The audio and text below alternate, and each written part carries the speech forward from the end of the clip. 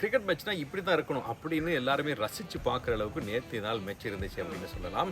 நேற்று இலங்கை மற்றும் ஆஸ்திரேலிய அணிகளுக்கு இடையிலான போட்டி பல்லேக்கல சர்வதேச மைதானத்தில் நடைபெற்றிருந்துச்சு. நாணய சுழற்சியில் வெற்றி பெற்றிருந்த இலங்கையினுடைய தலைவர் தசுன் சாணக்க களத்திருப்பை தேர்வு செய்தார். சிறந்த ஒரு முடிவாக அந்த முடிவை நம்ம சொல்லலாம். எனவே ஆரம்ப துடுப்பாட்ட வீரர்களாக அணியுடைய தலைவர் மிச்சல் மார்ஷ் அதுக்குள்ள டிராவிஸ் ஹெட் ஆகியோர் வந்திருந்தாங்க. ரெண்டு பேருமே வெளுத்து கட்டியிருந்தாங்க. ஒரு நேரத்தில் நம்ம எதிர்பார்த்த போது 200 ஓட்டங்கள் தாண்டி அடிப்பாங்களோ அப்படின்னு சொல்லி எல்லாமே வியப்பை பார்த்துருந்தாங்க. 200 ஓட்டம் அப்படிங்கிறது மிகப்பெரிய ஒரு இலக்கு தான்.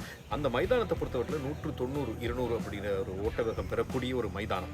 எனவே நேற்றைய நாளில் இந்த இருவருமே அரைச்சதம் கடந்திருந்தாலும் கூட அதற்கு பின்னதாக வந்த அனைத்து விக்கெட்டுகளையும் இலங்கை அணியினர் சுருட்டி எடுத்திருந்தாங்க அப்படின்னு சொல்லலாம். இலங்கை அணி சிறப்பான பந்து வீச்சை வெளிப்படுத்தியிருந்தது. 181 ஓட்டங்களுக்கு இந்த ஆஸ்திரேலிய அணியை கட்டுப்படுத்தக்கூடிய வாய்ப்பு இலங்கை வீரர்களுக்கு கிடைச்சது.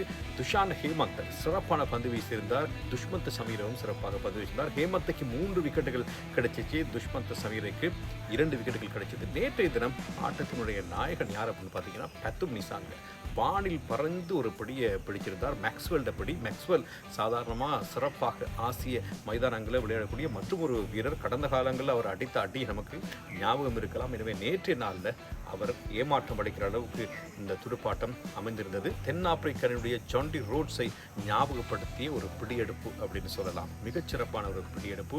ரொம்பவுமே சமூக வலைத்தளங்கள்லாம் பார்த்தீங்கன்னா அந்த ஃபோட்டோஸ்லாம் பார்க்குறப்ப கிரவுண்டுக்கு மேலால் பறந்து பிடிச்ச மாதிரி ஒரு பிடியெடுப்பாக வர்ணிக்கப்பட்டது. பாராட்டுக்களை தெரிவிக்கணும். அது போலதான் துடுப்பாட்டமும் இலங்கை அணிக்கு சிறப்பாக இருந்துச்சு. 181 ஓட்டங்கள் இலங்கை அணிக்கு இலக்கு. மிகப்பெரிய ஒரு இலக்கா இருக்கு. என்ன செய்ய போறாங்க அப்படின்னு சொல்லி எல்லாம் யோசிச்சுட்டு இருந்தது தான்.